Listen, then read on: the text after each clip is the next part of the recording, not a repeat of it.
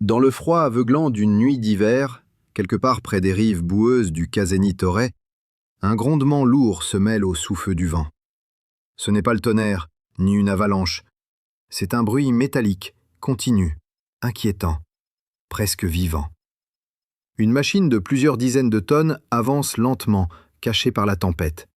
Son blindage recouvert de neige, ses chenilles crissant sur la glace, elle semble sortir tout droit d'un cauchemar mécanique. Ceux qui la dirigent ne parlent presque pas, concentrés sur leur mission. Ils pensent être invisibles, protégés par le blizzard et la nuit. Pourtant, quelque part, à quelques kilomètres de là, d'autres yeux les observent. Cette nuit-là, les collines ukrainiennes ne dorment pas. Dans une cave camouflée sous la neige, des silhouettes suivent des écrans ternes où des formes floues apparaissent dans la chaleur. Elles bougent lentement, comme des ombres d'acier. Leurs moteurs brillent comme des balises dans l'obscurité. Ce qu'elles voient, c'est un convoi. 15 véhicules, dirigés par un mastodonte à la silhouette étrange. Ce n'est pas un char ordinaire. C'est une tentative d'ingénierie improvisée, un monstre d'acier bricolé à la hâte, un T-80 transformé en machine hybride censée poser un pont au-dessus d'une rivière glacée. La Russie a misé gros sur cette traversée. Ce passage, ce petit ruban d'eau presque insignifiant sur les cartes, représente bien plus qu'un obstacle naturel. C'est la clé d'un accès stratégique vers la région de POCR, une zone que le Kremlin rêve encore de contrôler, malgré les pertes et les échecs. Depuis des semaines, les préparatifs se multiplient dans le secret. Des plans griffonnés, des véhicules modifiés à la hâte, des ordres transmis dans la nuit. Et ce soir-là, tout repose sur cette opération. Une offensive hivernale risquée, bâtie sur un espoir fragile et une machine qui n'aurait jamais dû exister. De loin, tout semble sous contrôle. Les communications russes se vantent déjà d'une percée imminente. Le commandement voit dans cette mission une démonstration de puissance, un symbole de résilience. Mais sous la neige, la réalité est bien différente. Les ingénieurs savent que leur création est un pari dangereux. Les soudures sont fragiles, les joints grincent, les vérins souffrent du froid.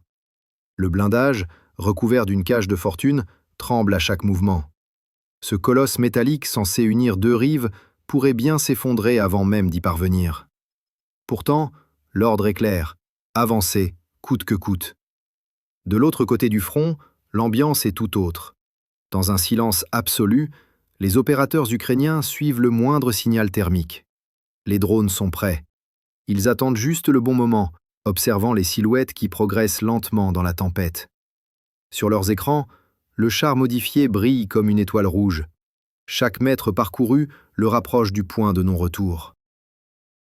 Dans l'obscurité, un commandant murmure quelques mots. « Laissez-les s'approcher ». Personne ne répond. Le souffle des moteurs et le hurlement du vent suffisent à remplir l'air. La tension est presque palpable.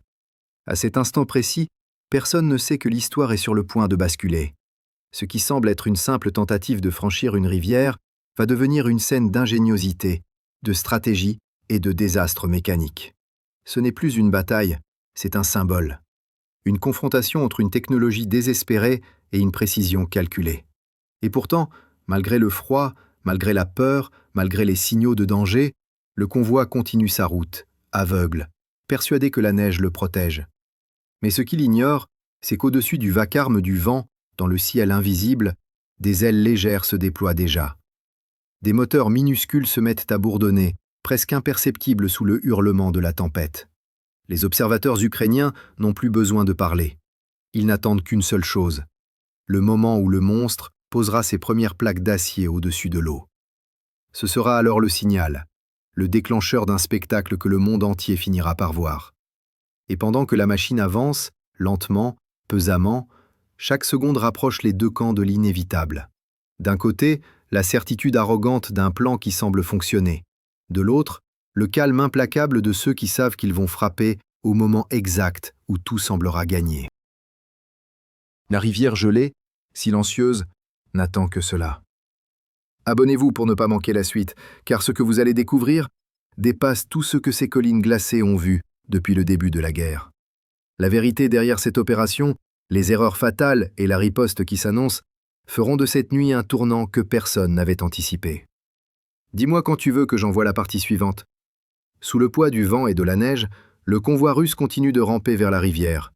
Les chenilles s'enfoncent dans la boue gelée, les moteurs rugissent dans un concert métallique étouffé par la tempête. Dans la cabine principale du T-80 modifié, le commandant regarde son écran thermique, persuadé que le blizzard masque toute trace de chaleur. Il pense être invisible, intouchable, protégé par le chaos de la nature. Ce qu'il ignore, c'est que chaque seconde qui passe transforme sa machine en une cible parfaite, suivie avec une précision chirurgicale par les opérateurs ukrainiens embusqués à plusieurs kilomètres. Dans une cave dissimulée sous les ruines d'un village, leurs écrans affichent des images tremblantes, des silhouettes de fer, des taches lumineuses sur fond noir. Chaque pixel est une information, chaque mouvement une ouverture. Le pont improvisé commence à se déployer. Lentement, la structure d'acier s'étend au-dessus du fleuve gelé. Les vérins hydrauliques gémissent sous la pression, le métal craque. Les soldats russes autour du char se couvrent le visage du bras, aveuglés par les projecteurs. Ils ignorent que, dans l'obscurité, une autre lumière les observe, celle des drones ukrainiens, déjà positionnés au-dessus de la scène. Les opérateurs ukrainiens ont attendu ce moment depuis des jours. Ils connaissent chaque trajectoire, chaque relief, chaque mètre du terrain. Leurs drones sont alignés, prêts à frapper. Mais ils ne bougent pas encore. Leurs pilotes patientent, attendant que la machine atteigne la tension maximale, que le monstre de métal soit à son point de rupture. Pendant ce temps, dans le convoi russe, la tension monte. Les communications sont saccadées, les ordres contradictoires. Certains soldats pensent déjà que la traversée est une réussite. D'autres, plus expérimentés, sentent que quelque chose cloche. Le blizzard est trop calme, les capteurs trop muets. Le commandant donne pourtant l'ordre de continuer. Le pont avance, centimètre par centimètre, grinçant au-dessus de la glace qui se fissure sous le poids du géant. Les ingénieurs, dans leurs chars de soutien, prient pour que les vérins tiennent. Chaque tremblement du sol pourrait être celui de la victoire ou celui d'un désastre. Et soudain, tout bascule. Dans un souffle, un vrombissement aigu perce le silence. Les premiers drones ukrainiens entrent dans la danse. Ils sont petits, rapides, presque invisibles. Leur trajectoire est précise, implacable. En quelques secondes, ils survolent les défenses russes, frôlent la cime des arbres et plongent vers la rive. Les brouilleurs russes se mettent à hurler, saturant l'air d'ondes électromagnétiques. Les écrans se brouillent, les signaux se perdent. Mais l'ennemi n'est plus à des kilomètres, il est déjà là. Les premiers impacts ne visent pas la machine principale. Ils frappent les véhicules de soutien, les générateurs, les câbles, les antennes. Une explosion orange illumine la tempête, projetant des étincelles sur la neige. Les soldats au sol crient des ordres, tirent à l'aveugle dans la nuit, mais leurs tirs se perdent dans le blizzard. Le char-pont, désormais isolé, continue sa progression. Le commandant hurle dans la radio, demandant des renforts. Ces hommes, aveuglés par la fumée et le vent, n'entendent presque rien. La moitié du convoi est déjà neutralisée. L'autre moitié hésite entre avancer ou fuir. La rivière, jusque-là immobile, devient un piège. La boue se fissure, la glace craque, les chenilles s'enlisent. Pourtant, obstiné, le conducteur pousse encore la manette. Le pont atteint presque la rive opposée. À l'intérieur du T-80, les visages sont tendus. Ils pensent que la traversée est presque terminée. Ils pensent que la victoire est à portée de main. Mais du côté ukrainien, c'est le moment attendu. Les opérateurs lancent la deuxième vague. Ce ne sont plus des drones de reconnaissance, mais des engins rapides, nerveux, équipés de charges puissantes. Ils surgissent de nulle part, fonçant à ras du sol, se faufilant entre les tirs. Leur vitesse les rend presque invisibles. En quelques secondes, ils atteignent leur cible. 2 frappes directes sur les véhicules d'ancrage. Une lumière aveuglante envahit la rive. Le souffle de l'explosion secoue la structure métallique. Les soldats russes sont projetés à terre. Le pont, désormais privé de ses points de soutien, commence à vaciller. Le commandant comprend trop tard ce qui se passe. Il ordonne d'arrêter le déploiement, mais le système hydraulique est déjà trop tendu. Les vérins grincent, les charnières se déforment. À cet instant, le ciel s'illumine d'une série de traînées lumineuses. Les drones ukrainiens les plus avancés, ceux reliés par fibre optique, entrent en scène. Leur guidage est parfait, insensible au brouillage. Ils foncent droit sur le centre du pont, sur la charnière principale. L'impact est fulgurant. Une onde de choc secoue le T-80 tout entier. L'intérieur du char devient une fournaise de flammes et de vapeur. En un instant, tout bascule. La masse d'acier perd son équilibre et plonge, lentement d'abord, puis dans un fracas assourdissant dans la rivière gelée. Le bruit résonne à travers la vallée comme un coup de tonnerre. L'eau glaciale explose autour de la carcasse qui s'enfonce, laissant derrière elle une colonne de vapeur et un nuage de fumée noire. Le convoi derrière s'arrête net. Les chars, les transporteurs, tous immobilisés. Les conducteurs fixent incrédules la scène de destruction. Là où devait se dresser un pont, il n'y a plus qu'un gouffre de feu et de glace. La voix du commandant, brisée, grésille dans la radio avant de s'éteindre.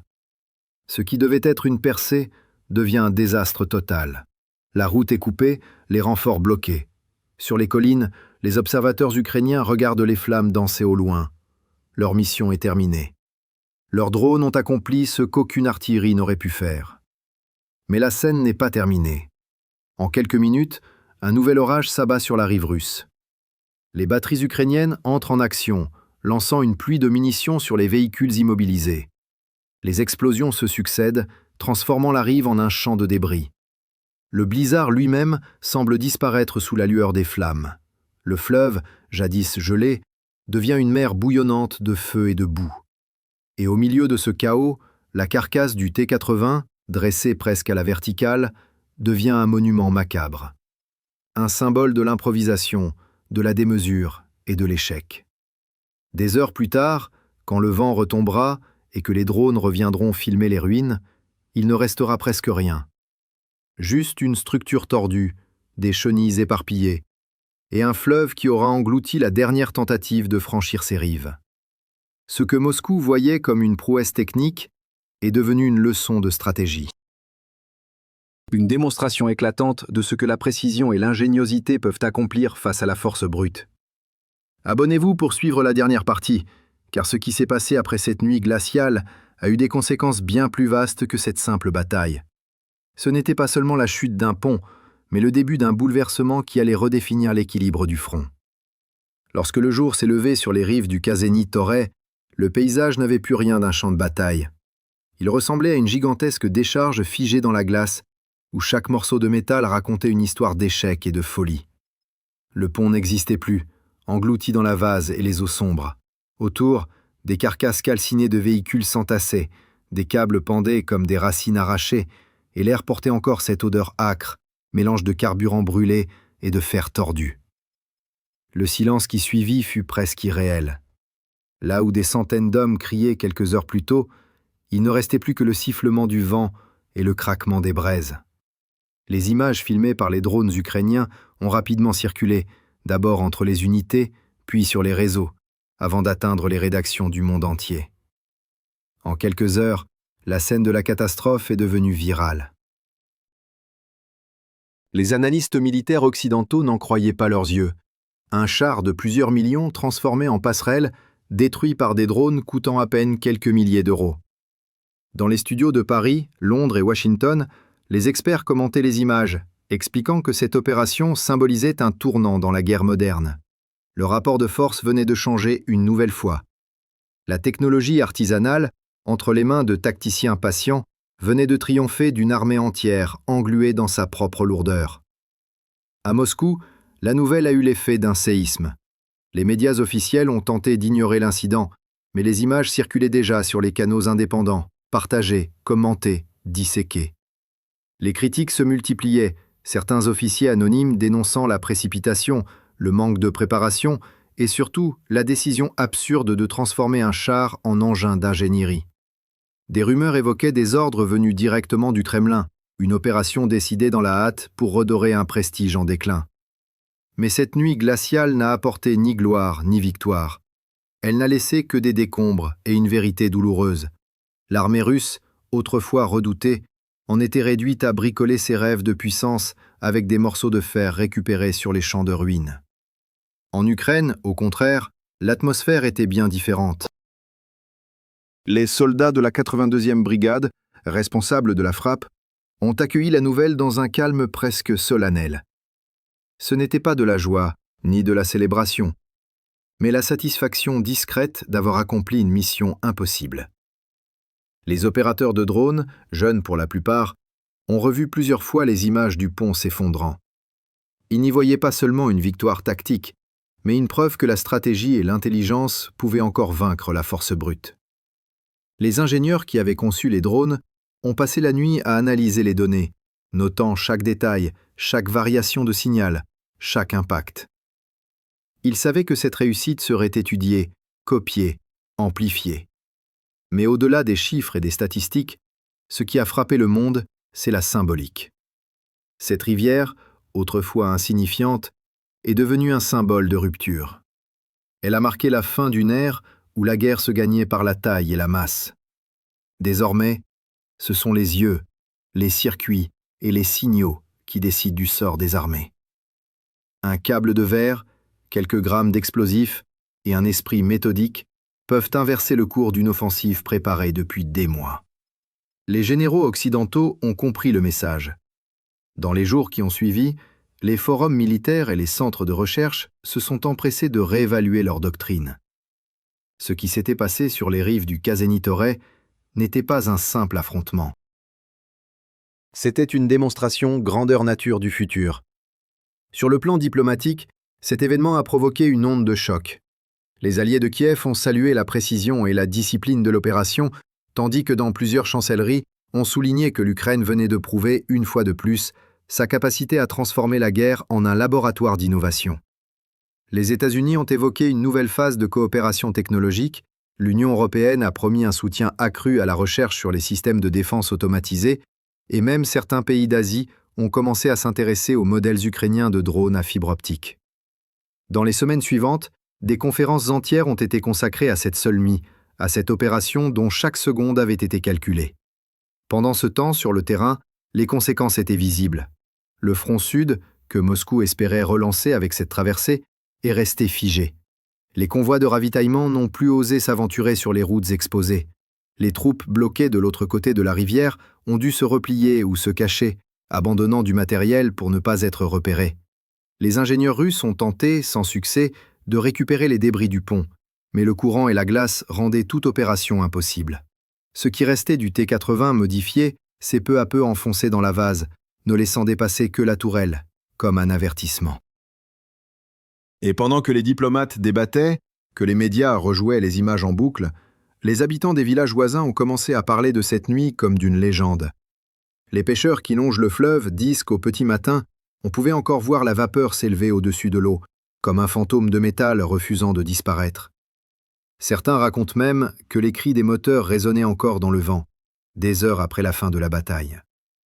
Dans ces régions où la guerre est devenue une habitude, ce genre d'histoire s'ajoute aux souvenirs, se transforme en mythe. Mais au-delà des récits, il reste la leçon. Ce désastre a révélé l'écart entre deux mondes, celui d'une armée figée dans sa grandeur passée et celui d'un pays qui, sous la pression, apprend à se réinventer à chaque bataille. L'Ukraine, en exploitant la ruse, la technologie et la patience, a transformé une simple rivière en théâtre de l'impossible. Le monde a compris que les drones, autrefois considérés comme de simples outils, étaient devenus les nouvelles armes de précision, capables de faire plier des monstres d'acier de plusieurs dizaines de tonnes. Aujourd'hui encore, sur les forums militaires, sur les plateaux de télévision, dans les écoles de guerre, on évoque cette opération comme un tournant. Ce n'est plus seulement une bataille racontée dans les rapports, c'est une parabole moderne sur la démesure, la stratégie et l'intelligence. Le charbon du Kazeni-Toré n'a pas seulement sombré dans la rivière. Il a emporté avec lui une manière ancienne de penser la guerre. Et tandis que les caméras filment toujours les débris rouillés au fond du lit du fleuve, une vérité demeure. Parfois, ce n'est pas la force qui décide, mais la précision. Et si cette histoire vous a captivé, abonnez-vous pour suivre les prochaines révélations, car ce n'était qu'un épisode parmi d'autres. D'autres nuits, d'autres opérations, d'autres scènes se préparent déjà, là où la technologie et la stratégie écrivent les nouvelles règles d'un conflit que le monde entier observe, impuissant et fasciné.